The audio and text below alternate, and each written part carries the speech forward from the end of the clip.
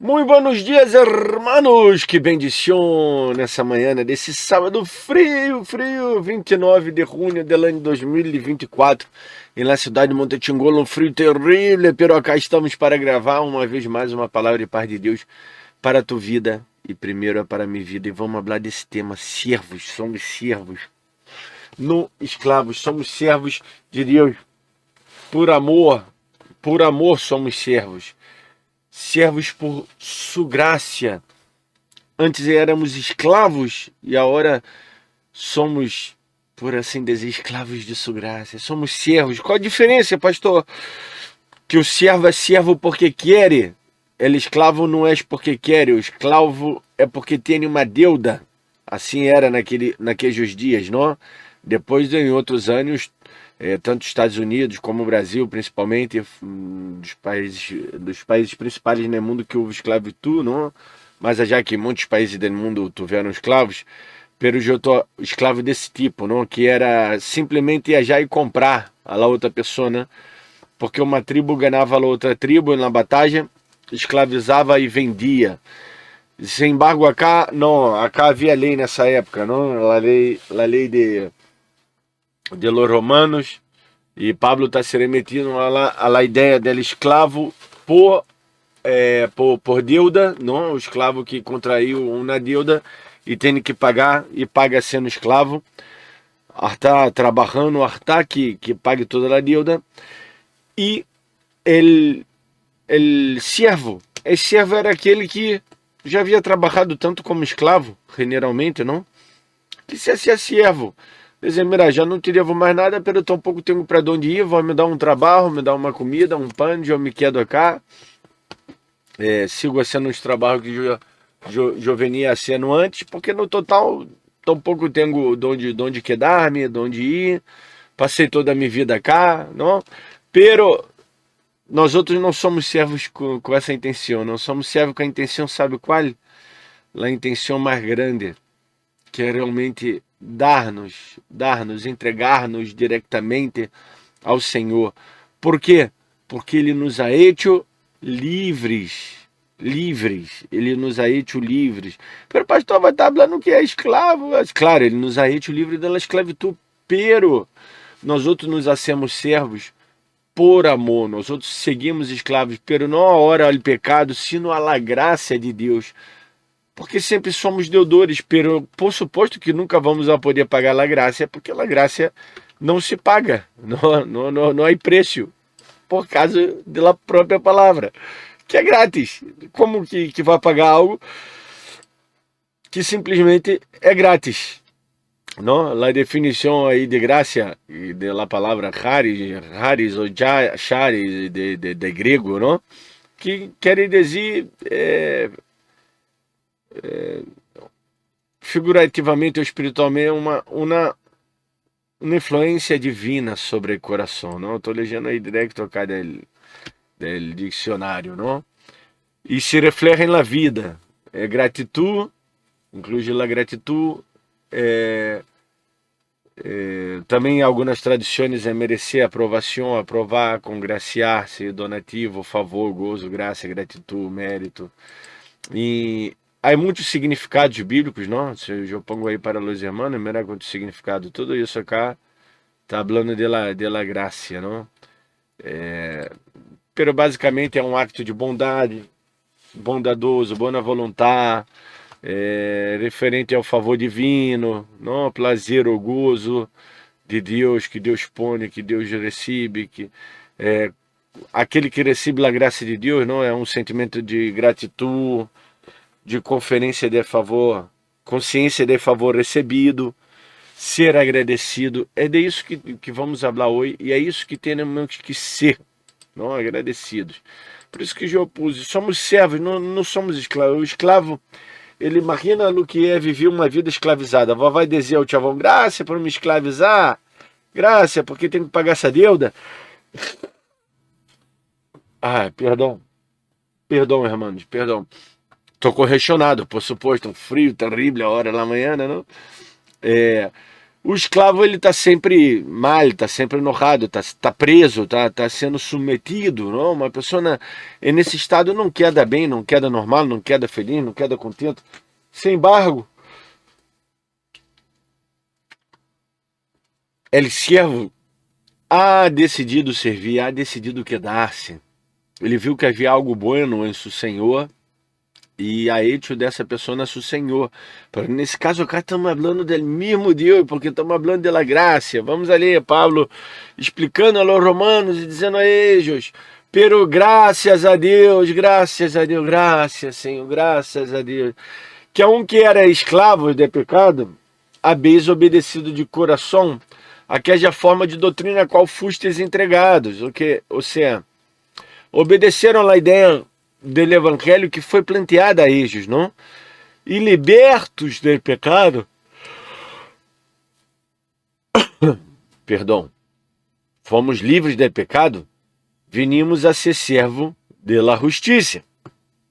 Hablo como humano, por vossa humana debilidade, que assim como para a iniquidade apresentei vossos membros para servir a lá imundícia e lá iniquidade, assim agora para a santificação apresentar vossos membros para servir a justiça. Claro, não? Bueno, hermanitos, eu quero falar mais de la graça, não? Pero tal tema cá e seguramente vou predicar novamente sobre esse versículo, como já há outras prédicas nesse canal sobre esses versículos, não? Do capítulo 6. Pero bueno, e já dei um estúdio acá de Romanos, um estúdio total, não? De Romanos todo, falando da graça, do amor de Deus, falando de como Deus hace, não? Como Deus é maravilhoso, como Deus se manifesta em Romanos, como Deus nos habla em Romanos, não? E já falei sobre esse texto outra vez mais, pero uma vez mais tenho que dizer, não? Bueno, muchachitos, já que antes apresentava vossos corpos para lo malo, agora apresentar para lo bueno. Vou definir assim malo e bueno, pero vós ponele, não? O que é malo, o que é bueno, não? Ah, pastor, pero é bueno para mim, sim, pero isso é mal. Nem tudo que é bueno me hace bem, não?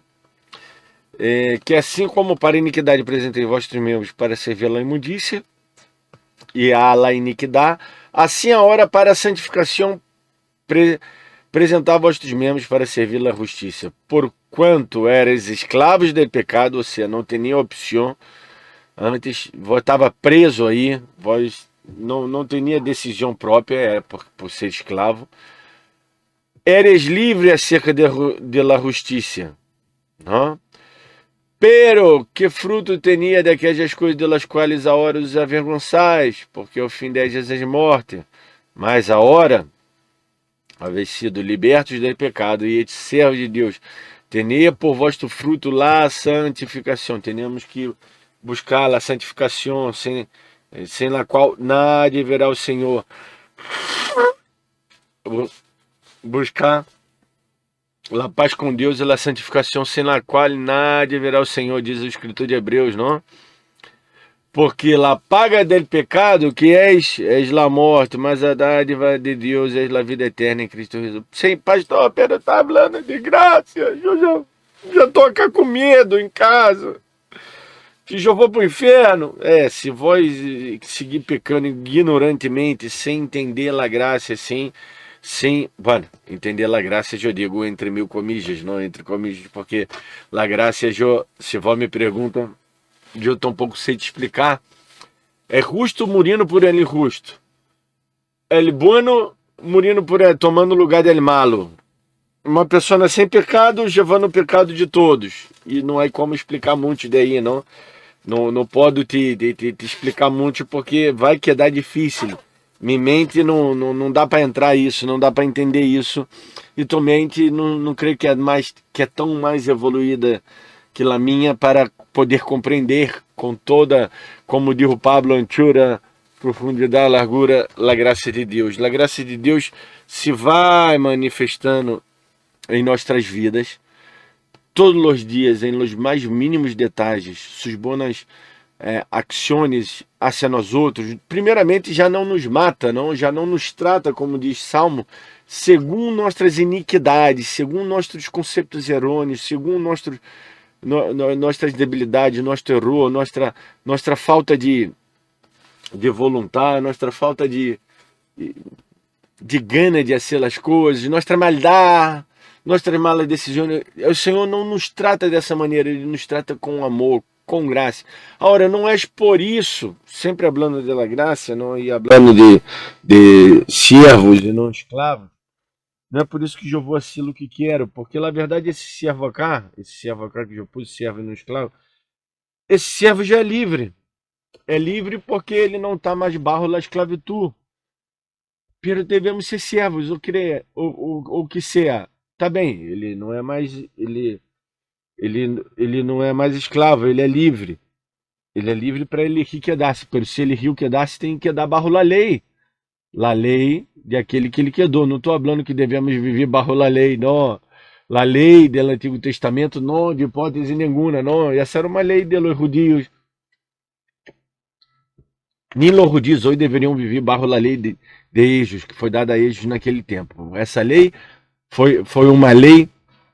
Deixa-me explicar, por favor, senão temos que viver barro la nova lei. Essa lei foi uma lei buena, maravilhosa, certa para aquele tempo, para aquele determinado momento de tempo.